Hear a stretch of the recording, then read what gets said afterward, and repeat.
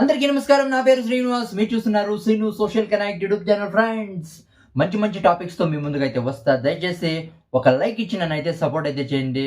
ఇక లేట్ చేయకుండా టాపిక్లోకి అయితే వెళ్ళిపోదాం. ఐబొమ్మ అంటే అందరికీ తెలుసు, అవునా కదా? ఎవరెవరు ఫ్రీగా సినిమాలు చూస్తూ ఉన్నారో, రిలీజ్ అయిండే ఫిలిమ్స్ ఫటాఫట్ అని ఎవరెవరు సినిమాలు చూస్తూ ఉన్నారో, ఐబొమ్మలో వాళ్ళకి చాలా అంటే చాలా చాలా బ్యాడ్ న్యూస్. ఎవరు ఫ్రీగా చూస్తూ ఉన్నారో, ప్రొడ్యూసర్స్కి చాలా అంటే చాలా చాలా గుడ్ న్యూస్ అయితే వచ్చింది.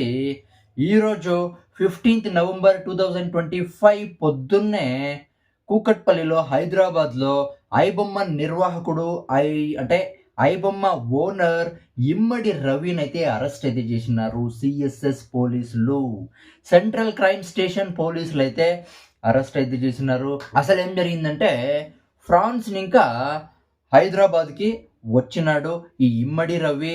పోలీసులు పక్కా సమాచారంతో ఇమ్మడి రవిని అయితే అరెస్ట్ అయితే చేసినారు. బాగా అంటే తెలుసుకున్నారు ఏ టైంకి వస్తాడో, పక్కా వస్తాడని తెలుసుకొని హైదరాబాద్ కూకట్పల్లిలో ఈరోజు పొద్దున్నే, శనివారం పొద్దున్నే అరెస్ట్ అయితే చేసినారు. అంటే ఇంతకు ముందు ఈ ప్రొడ్యూసర్స్ అంతా కలిసి ఈ సైబర్ క్రైమ్ స్టేషన్ పోలీసులకి అయితే కంప్లైంట్ అయితే ఇచ్చినారు. ఈ ఇమ్మడి రవిని అరెస్ట్ చేయాలా, మేము విపరీతంగా నష్టపోతా ఉన్నాము, మాకు న్యాయం చేయాలని ప్రొడ్యూసర్స్ అంతా కలిసి కంప్లైంట్ అయితే ఇచ్చినారు. ఆ టైంలో ఈ ఐబొమ్మ నిర్వాహకుడు ఇమ్మడి రవి ఒక పెద్ద ఛాలెంజ్ అయితే చేసినాడు ఈ పోలీసులకి.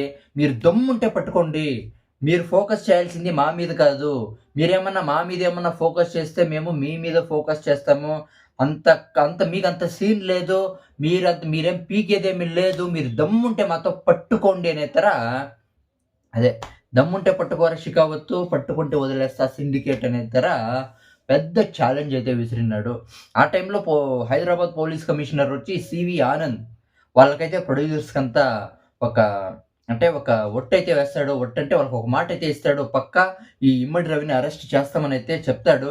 ఇన్ని రోజుల్లో మామూలుగా ఫస్ట్లో ఏం చేస్తానంటే, వీళ్ళు ఈ హాట్స్టార్, తర్వాత అమెజాన్ ప్రైమ్, నెట్ఫ్లిక్స్ నుంచి పైరసీ చేసి సినిమాలు అయితే వదులుతూ ఉన్నింది. కానీ ఇప్పుడు అట్లా కాదు, సినిమా రిలీజ్ అయ్యి 2-3 అవర్స్లో అది ఐబొమ్మలో వచ్చేస్తుంది. సినిమా ఆడియన్స్ అంతా ఫ్రీగా సినిమాలు అయితే చూసేస్తారు. కానీ ఇది ప్రొడ్యూసర్స్కి జాస్తి నష్టం అయితే జరుగుతుంది, అవునా కదా? కానీ నేనైతే కామెంట్స్ అయితే చూసిండా, ఒక్క కామెంట్ కూడా ప్రొడ్యూసర్స్కి సపోర్ట్గా లేదు. ప్రతి కామెంటు ఐబొమ్మకి సపోర్ట్గానే ఉంది. ఒక సామాన్యుడి బొమ్మ ఐబొమ్మ, ఒక పేదోడి బొమ్మ ఐబొమ్మ. వీళ్ళు ప్రొడ్యూసర్లు ఇష్టం వచ్చినట్లు రేట్లు పనిచేస్తే ఒక సామాన్యుడి సినిమా ఎలా చూడాలా? ఐబొమ్మనే కరెక్ట్ అని ఐబొమ్మకైతే సపోర్ట్ అయితే చేస్తూ ఉన్నారు.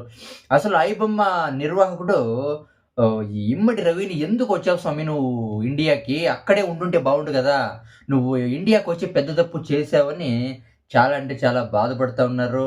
అసలు ఇన్ని రోజుల్లో అంటే కెరేబియన్ ఐలాండ్స్ నుంచి వీళ్ళైతే పైరసీ అయితే చేస్తూ ఉండిందంట, అక్కడుండి నడిపిస్తూ ఉండింది. కానీ ఇప్పుడు ఫ్రాన్స్ నుంచి అయితే వచ్చినాడు, ఫ్రాన్స్ నుంచి హైదరాబాద్కి అయితే వచ్చినాడు. పక్కా సమాచారంతో అయితే పోలీసులు అయితే అరెస్ట్ అయితే చేసినారు. పోలీసులు ఏమన్నా ఊరికేమన్నా అరెస్ట్ చేస్తారేమే, వీళ్ళు ప్రొడ్యూసర్లంతా లెక్కలేనంత కోట్లు కాసులు ఇచ్చింటారు, అవునా కదా? ఎవరు ఊరికే పనిచేయరు ఈ కాలంలో. పోలీసు వాళ్ళు ఎవరు ఊరికే పనిచేయరు. పోలీసు వాళ్ళకి ప్రొడ్యూసర్లు డబ్బులు ఇచ్చింటారు కాబట్టే వాళ్ళు అరెస్ట్ అయితే చేసినారు, కష్టపడినారు, అవునా కదా? ఇక దీని గురించి మీరేమనుకుంటున్నారు? ఈ ఐబొమ్మ ఓనర్ అరెస్ట్ అయినాడు కదా, దీని గురించి మీరేమనుకుంటారు? కామెంట్ అయితే చేయండి. నా ఎక్స్ప్లెనేషన్ ఏమైనా నచ్చితే పక్కా ఒక లైక్ ఇచ్చి సపోర్ట్ అయితే చేయండి. సబ్స్క్రైబ్ చేసుకోండి. Bye bye.